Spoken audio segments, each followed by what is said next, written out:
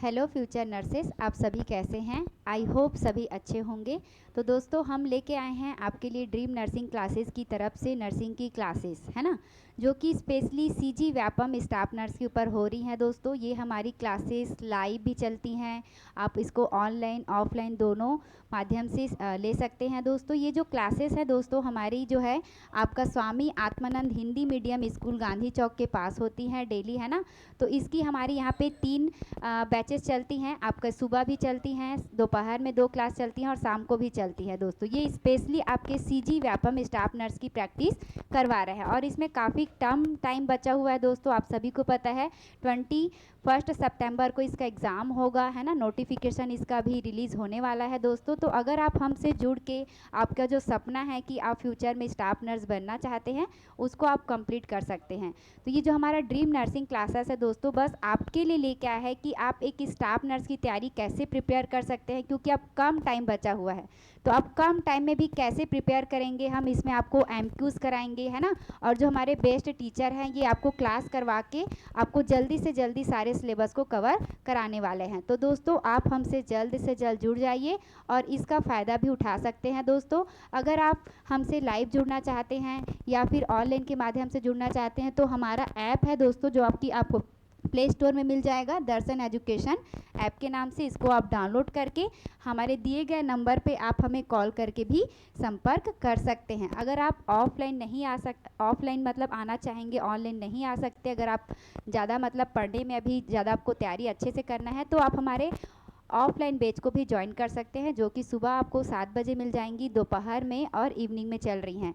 तो आप जल्द से जल्द जुड़ के अपने सपने को साकार करने का कोशिश कीजिए। दोस्तों, हम आपकी बहुत सपोर्ट करने वाले हैं कि आपको कैसे तैयारी करना है। अगर कम टाइम भी है तो आप कैसे अपने अचीवमेंट को कंप्लीट कर सकते हो, ये सारी चीज़ें हम इसमें आपको बताने वाले हैं। ठीक है दोस्तों, तो मैं आज आपको एक छोटा सा टॉपिक के बारे में यहाँ पे अभी डिस्कस करने वाली हूँ, जो कि मोस्ट इम्पॉर्टेंट रहने वाला है और अभी हमारे वर्ल्ड वाइड में इसका बहुत ज़्यादा क्रेज़ है। तो आई थिंक आप लोग गेस कर सकते हैं दोस्तों, है ना। तो आज हम बात करने वाले हैं प्लास्टिक सर्जरी की। ठीक है, तो प्लास्टिक सर्जरी नाम सुनते ही आपके दिमाग में सबसे पहले मॉडल्स, इन लोग का चेहरा आ जाएगा, क्योंकि उन लोग आए दिन इतनी सर्जरियाँ कराते रहते हैं, आपको पहचानना मुश्किल हो जाता है ना, कि वो लोग एक्चुअल जो हमारा जो नेचुरल जो हमारी फेस होती है उसको किस तरीके से, किस तरीके का, किस टाइप का प्लास्टिक सर्जरी करवाते हैं, है ना। और वो एकदम अच्छे दिखते हैं, अपने आप को मेंटेन करके चलते हैं। ये सारी चीज़ें आज हम देखेंगे दोस्तों। इसका टाइप भी मैं आपको बताने वाली हूँ कि what is the plastic surgery and how many types. ठीक है, तो चलिए दोस्तों, ज़्यादा लेट ना करते हुए आज की क्लासेस हम शुरू करते हैं, जो कि स्पेशली होने वाली हैं आपके सीजी व्यापम स्टाफ नर्स की सिलेबस से रिलेटेड, है ना।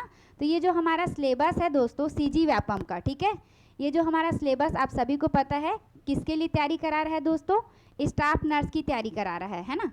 और स्टाफ नर्स का आपको पता ही है दोस्तों कितना क्रेज़ है भाई, बहुत मुश्किल से वैकेंसी निकलता है ना। कितने दिन बाद निकलता है बताइए, याद नहीं है ना, पिछले कब निकला था। तो सोचिए, इतने मुश्किल से निकला हुआ वैकेंसी को आप अपने हाथ से जाने दे सकते हैं क्या? बिल्कुल नहीं। तो अभी भी कुछ देरी नहीं हुआ है, जल्द से जल्द ज्वाइन कर लीजिए और हमसे जुड़ जाइए। हम आपकी फुल सपोर्ट करेंगे, आपको ईजी से ईजी ट्रिक बताएंगे, है ना, एमक्यूज़ भी सॉल्व कराएंगे। तो चलिए आज की क्लास के बारे में अब ज़्यादा डिस्कस कर लेते हैं। ठीक है, यहाँ पे आज हम बात करने वाले हैं दोस्तों प्लास्टिक सर्जरी क्या होता है।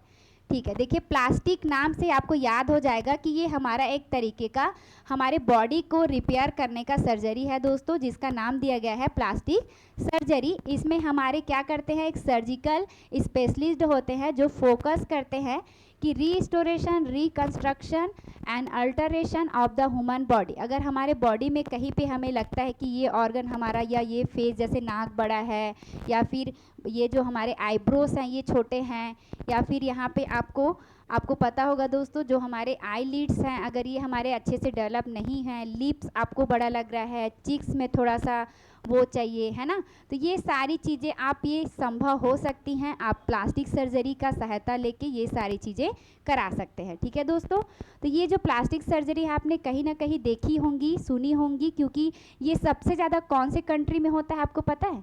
गेस कीजिए। तो ये वहाँ इस तरीके से होता है कि हर घर में आपको कोई ना कोई मिल जाएगा, है ना। जैसे मैं बात कर रही हूँ दोस्तों चाइना की, है ना, ये जो जितने भी वेस्टर्न कंट्री होती है यहाँ सबसे ज़्यादा आपको प्लास्टिक सर्जरियाँ वालियाँ दिख जाएंगी, और ये सबसे कॉमन होती है वुमेंस में, गर्ल्स में, जिनको क्रेज़ होता है भाई प्लास्टिक सर्जरी करवा के मुझे अच्छा दिखना है। अगर आपको भी कराना है तो आज इसके बारे में मैं जानकारी देने वाली हूँ कि आप अपने कौन कौन से बॉडी पार्ट का करा सकते हैं। तो चलिए दोस्तों पहले इसका मीनिंग समझ लेते हैं।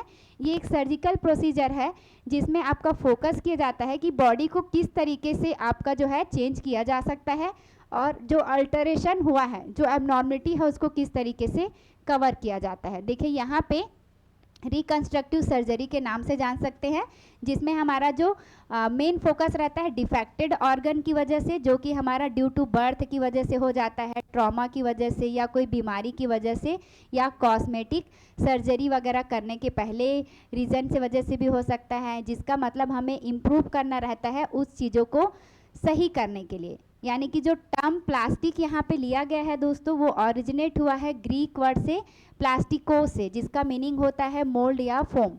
प्लास्टिक का मतलब समझते हो ना, ऐसे छूते हार्ड रहता है, बट उसको हम गर्म करके मोल्ड या फोम जैसे भी चाहे बदल सकते हैं। तो ये प्लास्टिक सर्जरी का नाम उसी से पड़ा है, ग्रीक वर्ड से पड़ा है।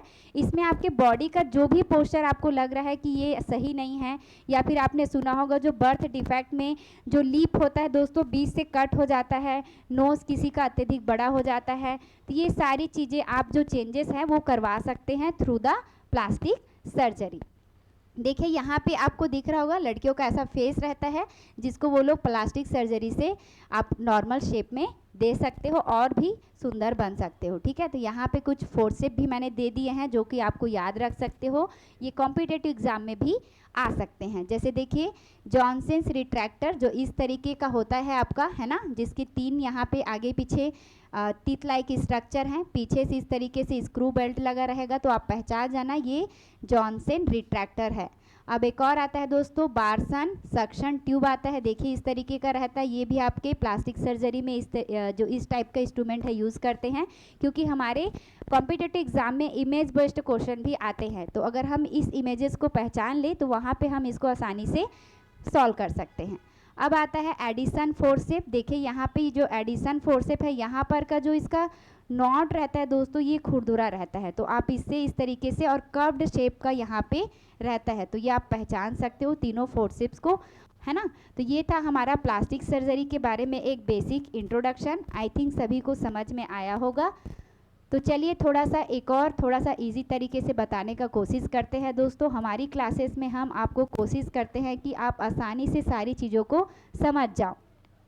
प्लास्टिक सर्जरी अगर हम इसको समझें दोस्तों, तो इसको अगर डिफाइन करें तो as a any procedure use to correct and restore neither the from and function to the body part. अगर हमारा कोई बॉडी पार्ट है अगर सही से काम नहीं कर रहा है, जैसे बर्न वाले केसेस में अक्सर दिखता है स्किन आपस में चिपक जाए रहता है, तो मूव नहीं होते या फिर वो अच्छा नहीं दिखता, तो उस कंडीशन में भी आप इसको करा सकते हो दोस्तों। और it deal with the body modification and reconstruction surgery as well as surgery for aesthetical pleasing purpose, यानी कि आप इसमें सुंदर दिखने के लिए भी करा सकते हो, या आपका अगर कुछ बॉडी पोस्चर एबनॉर्मिटीज़ लग रहा है, या फिर बर्थ डिफेक्ट प्रेजेंट है, क्लैप्ट लिप, क्लैट पैलेट, ये आपने सुना होगा, ये सारे चीज़ों में हम ये प्लास्टिक सर्जरी रिफ़र कर सकते हैं। ठीक है दोस्तों, तो देखिए यहाँ पे जो सर्जन हैं इनका नाम इड स्वीटर प्लास्टिक सर्जन है। ये देखिए किस तरीके से एक पिगलेट का यहाँ पे कर लिए है ना, यहाँ पे ये उसका पूरा फेस का कर लिया है, तो इस तरीके से इसमें कुछ प्रोसेस भी होता है ना। इसको कुछ दिन के लिए आपको एडमिट भी रखा जाएगा, है ना। तो देखिए अभी ये तो इम्पॉर्टेंट नहीं है दोस्तों, इम्पॉर्टेंट ये है कि जो प्लास्टिक सर्जरी कितने टाइप्स के होते हैं और इसको कैसे कहाँ कहाँ पर एरिया पे हम कर सकते हैं, तो वही चीज़ें अभी हम देखने वाले हैं कि how many types of plastic surgery. ठीक है, तो देखिए यहाँ पे प्लास्टिक सर्जरी का हम टाइप डिस्कस करने वाले हैं। तो देखिए जो प्लास्टिक सर्जरी है आपकी चीन की अगर होगी तो उसका एक नाम हम दे देंगे, है ना। क्या नाम दे देंगे? मैंटोप्लास्टी। मैंटोप्लास्टी मतलब ये स्पेशली चीन में होती है। ठीक है, टाइप याद रखते जाएंगे। अब उसके बाद है हैंड स्किन लिफ्ट की, जो यहाँ पे जो दिख रही है आपकी, है ना, यहाँ पे आपके आर्म्स की जो स्किन दिख रही है, इसमें अगर करते हैं तो ब्रैचियोप्लास्टी बोलेंगे। यहाँ पे जो ब्रैकियल एरिया है, आप जैसे ब्रैकियल बोलते हो ना यहाँ पर, इसलिए ब्रैकियोप्लास्टी के नाम से जान सकते हो। एंड यहाँ पे जो ब्रेस्ट का होता है दोस्तों, यहाँ पे मैमोप्लास्टी, मैमो मतलब आपका ब्रेस्ट का सर्जरी होगा, ठीक है। अब है एब्डामिनोप्लास्टी, जो एब्डमल में जो बेली फैट होता है दोस्तों, मॉडल लोग क्या करते हैं, वो बेली फैट को रिमूव करा देते हैं, जिसको हम लोग टोन बोलते हैं ना, पेट बाहर आ गया है ना, तो ये भी आपका रिमूव हो सकता है, जिसको हम एब्डोमिनोप्लास्टी के नाम से जानते हैं दोस्तों। अब बात करते हैं हिप की। किसी किसी की हिप क्या होती है दोस्तों, बहुत ज़्यादा मोटी होती है, एबनॉर्मल होती है, तो इसको आप फीमैरोप्लास्टी करवा सकते हो, यानी कि हिप की सर्जरी करा के उसको नॉर्मल पोस्चर दे सकते हो दोस्तों। अब बात करते हैं यहाँ पे आई लीड सर्जरी। आई लीड मतलब देखिए, ये जो हमारी आई लीड है, अगर ये किसी की डेवलपमेंट नहीं हुई है, अच्छी नहीं दिख रही है, तो वहाँ पे आप इसको ब्लेफरोप्लास्टी करा सकते हो। ब्लेफरोप्लास्टी यानी कि आपके आईलिड की सर्जरी होगी। अब बात करते हैं दोस्तों आपका ऑर्थोप्लास्टी, यानी कि यहाँ पे ईयर की बात कर रहे हैं दोस्तों, ईयर की सर्जरी करा सकते हो। अगर ईयर आपका लग रहा है कि बहुत ज़्यादा बड़ा है, शेप एबनॉर्मलिटीज़ है इसमें, इसकी वजह से करा सकते हो। अब बात करते हैं लिप्स की दोस्तों। लिप्स आप सभी को पता है, लड़की की सुंदरता लिप्स को देखी जाती है ना, उसके चीक्स और लिप्स। तो यहाँ पे जो लिप्स है दोस्तों, इसको आप चिलोप्लास्टी के नाम से जान सकते हो। चिलोप्लास्टी यानी कि लिप की सर्जरी यहाँ पे की जाती है। अब बात करते हैं नेक एरिया की, जिसमें आप प्लाइटोमो आपका प्लास्टी करा सकते हो, जिसमें नेक की जाती है। अब यहाँ पे जो आपका स्टमक वाला जो आपका ये जो एब्डमन वाला जो कुछ पोर्शन होता है दोस्तों, यहाँ से आपका जस्ट ऊपर का पोर्शन फैट रिमूवल कराया जाता है लिपोसक्शन से, ठीक है। यहाँ पर आपका जस्ट डायफ्राम के नीचे का जो पोर्शन रहेगा वहाँ पर, एंड उसके बाद बटक्स का कराया जाता है ग्लूटियोप्लास्टी के नाम से। ग्लूटियल मसल्स वहाँ पे मौजूद होता है, उस मसल्स के नाम से ही यहाँ पे ऑपरेशन कराया जाता है। किसी का देखे ना बटक्स बहुत साइज जो है बढ़ जाता है, किसी का होता ही नहीं है ना, तो एक नॉर्मल शेप देने के लिए आप यहाँ पे ग्लूटियोप्लास्टी भी करा सकते हो। तो इस तरीके से टाइप ऑफ प्लास्टिक सर्जरी होती है दोस्तों, जो कि अलग अलग ऑर्गन के लिए अलग अलग, इस एरिया के लिए अलग अलग होती है। तो ये यहाँ तक आपको सभी को समझ में आया होगा कि क्या होता है प्लास्टिक सर्जरी और कितने टाइप्स के होते हैं। चलिए यहाँ पे अब उसको वन बाय वन हम थोड़ा सा डिस्कस कर लेते हैं कि मोस्ट इम्पॉर्टेंट प्लास्टिक सर्जरी किस किस चीज़ की होती है। तो मेनली ये 2 टाइप्स के होते हैं दोस्तों। पहला होता है कॉस्मेटिक सर्जरी होता है, और दूसरा होता है रिकंस्ट्रक्टिव सर्जरी, ठीक है। तो यहाँ पे जो मेनली 2 टाइप्स हैं उसके बारे में हम यहाँ पे डिस्कस करने वाले हैं। कॉस्मेटिक सर्जरी में this type of surgery focus on improving the person appearance and include the procedure like a breast augmentation, liposuction, rhinoplasty and facelift, ठीक है। फेसलिफ्ट, यहाँ पे जो कॉस्मेटिक सर्जरी है दोस्तों, यहाँ पे स्पेशली जो है हमारे जो बॉडी पोस्चर जैसे अपर की होती है, अपर बॉडी पोस्चर की होती है। जैसे आपका अपर यहाँ से लेंगे, आपका सामने का एंटीरियर ट्रंक, अपर जो आपका सुपीरियर बॉडी पोस्चर है उसका होगा। तो यहाँ पे आपका क्या क्या होगा, इसमें पर्सन का जो अपीयरेंस है, जो सामने से हमें दिखता है कि अच्छा होना चाहिए। जैसे आप अगर जैसे कि मानना किसी लड़के से पूछना वो लड़की में क्या देखता है, तो क्या बोलेगा पता है, पहले सामने फेस को देखेगा, है ना, फेस को देखने के बाद वो क्या बोलेगा, फिर उसका नीचे का जो पोर्शन है, चेस्ट एरिया देखेगा, बेली फैट वगैरह देखेगा, इस तरीके से देखता है, ऊपर से स्टार्ट करता है ना कि नीचे से। तो यहाँ पे सामने से जो करेक्शन होगा वो कॉस्मेटिक सर्जरी में आएगा, जिसमें स्पेशली जो है इसमें ब्रेस्ट का होगा, ठीक है। लिपोसक्शन, जैसे कि मैंने बताया था, चेस्ट के नीचे अगर एक्स्ट्रा मसल्स हैं उसको यहाँ पे रिड्यूस किया जाएगा, है ना। और ये रेहिनोप्लास्टी आपके फेस का जो चीन वगैरह है, फेस लिफ्टिंग, ये सब भी वहाँ पे होता है। फेस को फूला फूला बनाने के लिए ये सारी चीज़ें कॉस्मेटिक सर्जरी में होती हैं। अब आती है दोस्तों रिकंस्ट्रक्टिव सर्जरी। इसमें this type of surgery address deformities and cause by birth defect, ये स्पेशली बर्थ डिफेक्ट वालों की होती है, जबकि कॉस्मेटिक सर्जरी कोई भी इंसान करा सकता है, उसके लिए कोई बर्थ डिफेक्ट जरूरी नहीं है। जैसे मॉडल्स लोगों का जो होता है वो कॉस्मेटिक सर्जरी होता है एक्ट्रेस का, याद रखेंगे जितने भी एक्ट्रेस हैं वो, जैसे कि हीरोइन बोलते हैं ना हम लोग, हीरोइनों का कौन सा होता है, कॉस्मेटिक सर्जरी होता है, ठीक है। और जो रिकंस्ट्रक्टिव सर्जरी है वो जो बच्चे होते हैं बर्थ डिफेक्ट जिनमें क्लेफ्ट लिप्ट होता है, यानी कि जो एबनॉर्मलिटीज़ होती हैं, जैसे ये आपका लिप्ट ऊपर चढ़ जाता है ना, नाक बहुत ज़्यादा बड़ा हो जाता है या फिर एबनॉर्मल पोस्चर में हो जाता है, उसको यहाँ पे करेक्ट करने के लिए रिकंस्ट्रक्टिव सर्जरी कराई जाती है। या कोई जैसे रोड ट्रैफिक एक्सीडेंट से इंज्योर हो जाता है तो कुछ चोट लग जाने की वजह से फेस में ऐसे स्कार बन जाता है ना, इलनेस बीमारियों की वजह से भी होता है। जैसे एग्जांपल के लिए आपका यहाँ पे मैंने जो बताया क्लेफ्ट लिप, पैलेट, ये सब रिपेयर होता है। बर्न वाला पेशेंट आपने देखा होगा, स्किन जल जाता है तो कैसे दिखता है ना, जब वो वहाँ पे नया भी स्किन आता है तो नॉर्मल जैसे नहीं दिखता है ना, जैसे कि बूढ़े लोग का स्किन दिखता है वैसे आपका बर्न का भी दिखता है, तो वो अच्छा नहीं रहता है ना, खास करके गर्ल्स के लिए, तो उसको आप ये रिकंस्ट्रक्टिव सर्जरी करा सकते हो। ब्रेस्ट का भी करा सकते हो है ना, मास्टेक्टॉमी, जैसे ब्रेस्ट किसी का रिमूवल भी कराया जाता है जब ब्रेस्ट ट्यूमर हो जाता है तो है ना। तो इस तरीके से मेनली 2 टाइप्स के यहाँ पे सर्जरियाँ होती हैं। कॉस्मेटिक, जो कि आपको कोई भी व्यक्ति करा सकता है जो अपनी सुंदरता बढ़ाना चाहता है। रिकंस्ट्रक्टिव में जो स्पेशली कुछ प्रॉब्लम फेस करते रहते हैं, जिनका जन्मजात कुछ प्रॉब्लम होता है ना, सही से कोई ऑर्गन डेवलपमेंट नहीं हुआ रहता है तो या फिर चोट लगा रहता है, बर्न पेशेंट होता है, वो सारे लोग करा सकते हैं। रिकंस्ट्रक्ट मतलब दोबारा उसको सही करना है ना, जो एबनॉर्मल हो चुका है। तो यहाँ पे दोनों चीज़ें आपको समझ में आई होंगी दोस्तों, ठीक है।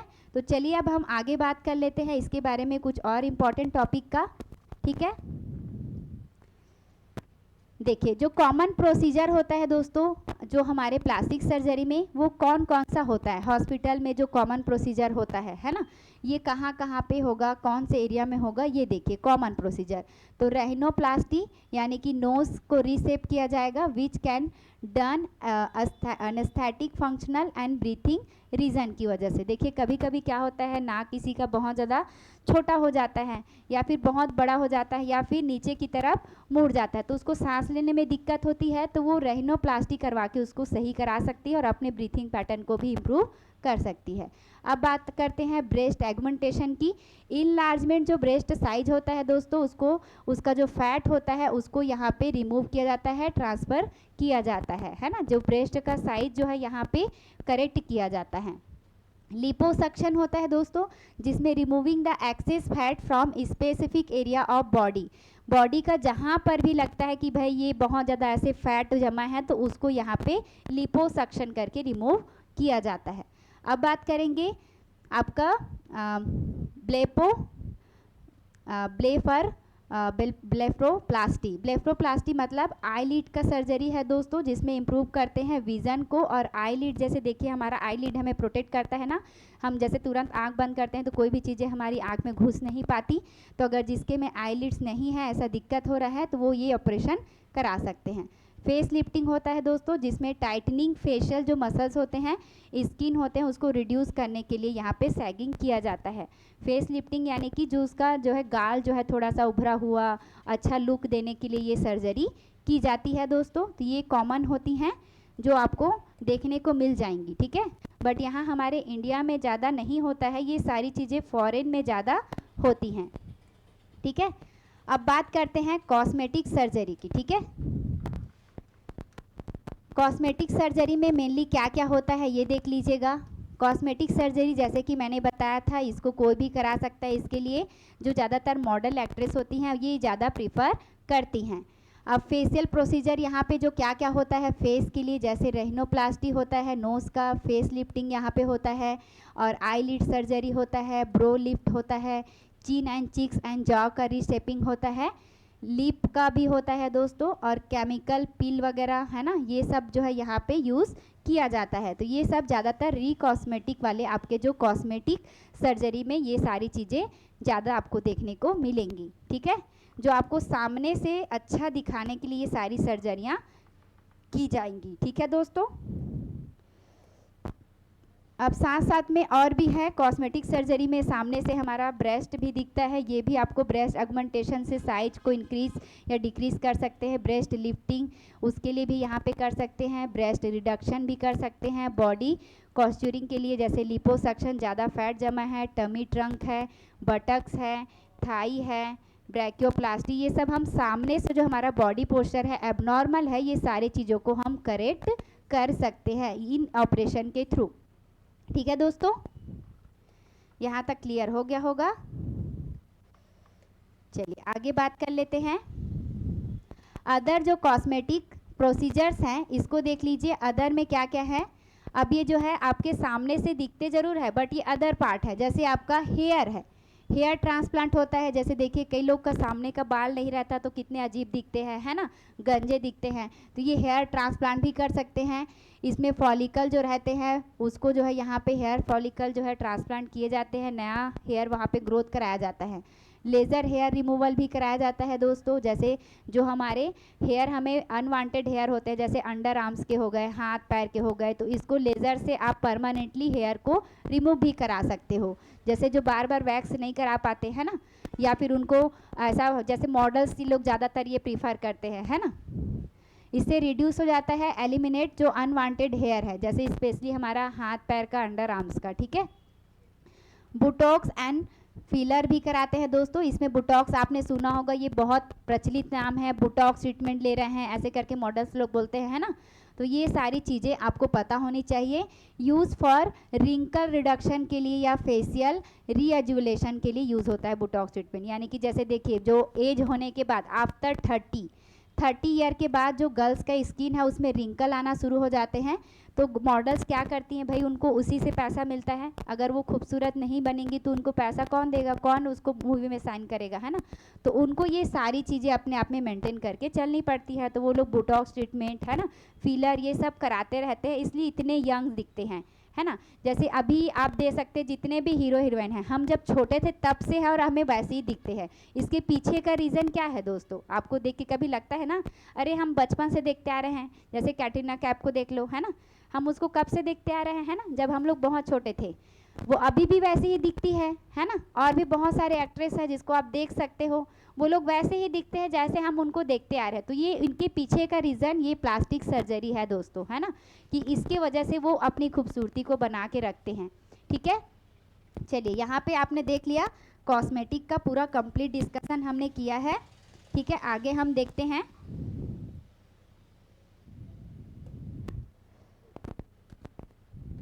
चलिए, तो यहाँ पे आपने कॉस्मेटिक का देख लिया दोस्तों। अब यहाँ पे मैंने आपको रिकंस्ट्रक्शन का भी बताया था, याद होगा। रिकंस्ट्रक्शन में ज़्यादा इसलिए नहीं है दोस्तों क्योंकि उसकी ज़रूरत ज़्यादा लोगों को नहीं पड़ती, जो स्पेशली अफेक्टेड रहते हैं, जैसे बर्न हो गया है, जल गया है, तो उनके लिए हम रिकंस्ट्रक्टिव सर्जरी करते हैं। और इसके लिए स्पेशली जो है अगर कोई इलनेस की वजह से चेंजेस हो जाता है, जैसे कि आपने देखा होगा बहुत सारी बीमारियों में भी क्या हो जाता है, हमारी स्किन डैमेज हो जाती है, हमारे बॉडी पार्ट। जैसे आपको ब्रेस्ट ट्यूमर का पता है दोस्तों, ब्रेस्ट क्या हो जाता है, रिमूव हो जाता है, तो अच्छा नहीं दिखता, तो इसमें आप ट्रांसप्लांट करा सकते हो, ये रिकंस्ट्रक्टिव में आ जाएगा। इंजरी, जैसे रोड ट्रैफिक एक्सीडेंट हुआ है, किसी के फेस में कुछ निशान हो गए हैं, ये भी आप वो फेस में सर्जरी करा के इसको ठीक कर सकते हो। या फिर जो बर्थ डिफेक्ट होते हैं, क्लेफ्ट लिप, क्लैट पैलेट, ये सब भी यहाँ पे आप सुधार सकते हो। तो ये सब रिकंस्ट्रक्टिव में होगा, ये आपको याद रखना है। ठीक है दोस्तों, तो चलिए, आपको लगा क्या कि ये जो सर्जरियाँ हैं अच्छी हैं? अच्छी भी हैं दोस्तों, अब बुराई भी है इसमें, है ना। अब क्या बुराई है, चलिए कॉम्प्लिकेशन देख के समझ में आ जाएगा। क्योंकि देखिए जो चीज़ें नेचुरल आपको भगवान ने दी है वो बहुत इंपॉर्टेंट है, अगर आप इसको संभाल के रखेंगे तो आपको उस सारी चीज़ों की ज़रूरत नहीं पड़ेगी। क्योंकि जो बोलते हैं ना, कितने दिन चलेगा, आर्टिफिशियल चीज़ें ज़्यादा दिन तक नहीं चलती, हमें कहीं ना कहीं नुकसान पहुंचाती हैं। तो देखिए क्या क्या नुकसान पहुंचा सकती हैं अगर कोई व्यक्ति ज़्यादा प्लास्टिक सर्जरी का सहारा लेता है। अब यहाँ पे कॉम्प्लिकेशन देखते हैं दोस्तों। आपकी कॉस्मेटिक सर्जरी का ज़्यादा कॉम्प्लिकेशन होता है क्योंकि रिकंस्ट्रक्टिव भाई हम अपने आप को रिपेयर करने के लिए, जो पहले हमारा बॉडी पार्ट डैमेज हुआ है उसको रिपेयर करने के लिए करते हैं, उसमें ज़्यादा दिक्कत नहीं होती हैं। और जो कॉस्मेटिक वाली जो कराई जाती हैं दोस्तों, जो हम अननेसेसरी जो मॉडल्स करवाते हैं उनको बहुत ज़्यादा इश्यूज़ होते हैं। क्या क्या इश्यूज़ होते हैं, देखिए न्यूरोलॉजिकल प्रॉब्लम होगा, जिसमें न्यूरोलॉजिकल में क्या होगा भाई, उनका जो ब्रेन है बाद में धीरे धीरे काम नहीं करेगा, उनको सेंसेशन प्रॉब्लम होगा।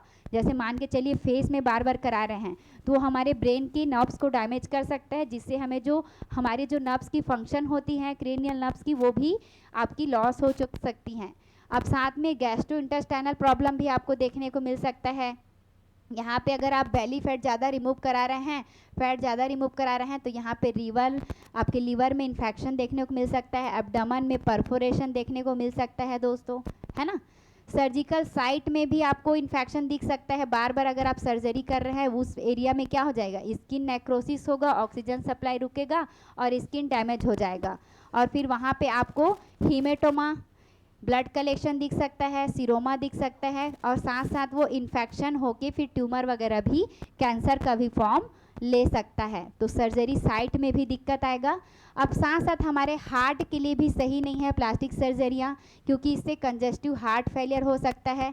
जैसे आपने सुना भी होगा, अभी अभी सैफाली जरीवाल का जो डेथ हुआ है, उसको बोलते हैं बहुत ज़्यादा वो मेडिसिन लेती थी, है ना। अब वो तो हमें सच नहीं पता कि क्या है, बट भाई जितने भी मॉडल एक्ट्रेस है, अगर वो इसका सहारा ज़्यादा लेंगी तो कहीं ना कहीं उनके बॉडी में ये नुकसान देखने को मिलेगा। तो इससे आपको हार्ट अटैक आने की भी चांसेस बढ़ जाते हैं दोस्तों।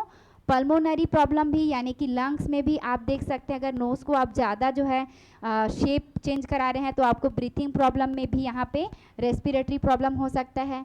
सिस्टेमिक में भी दिक्कत हो सकती है, जैसे आपको ब्लड अंदर से हैमरेज होने का चांस हो सकता है, टॉक्सिक शॉक सिंड्रोम हो सकता है, कॉग्लोनोपैथी, अंदर में ब्लड क्लॉट जम सकता है। ये सारे कॉम्प्लिकेशन आपको देखने को मिल जाएंगे। तो देखिए, कहीं पे कुछ चीज़ें अच्छी भी होती हैं और कुछ चीज़ें अच्छी भी नहीं होती हैं, है ना। तो जैसे भगवान ने हमें नेचुरल बनाना है, हमें वैसे ही रहना चाहिए दोस्तों। भले आप इसी को ही प्रिजर्व करो, ज़्यादा से ज़्यादा केमिकल चीज़ों को अपने बॉडी से बचाओ। जैसे हम डेली जो फेस वॉश करते हैं वो भी केमिकल है, आप नेचुरल तरीके से यहाँ पे यूज़ कर सकते हो दोस्तों।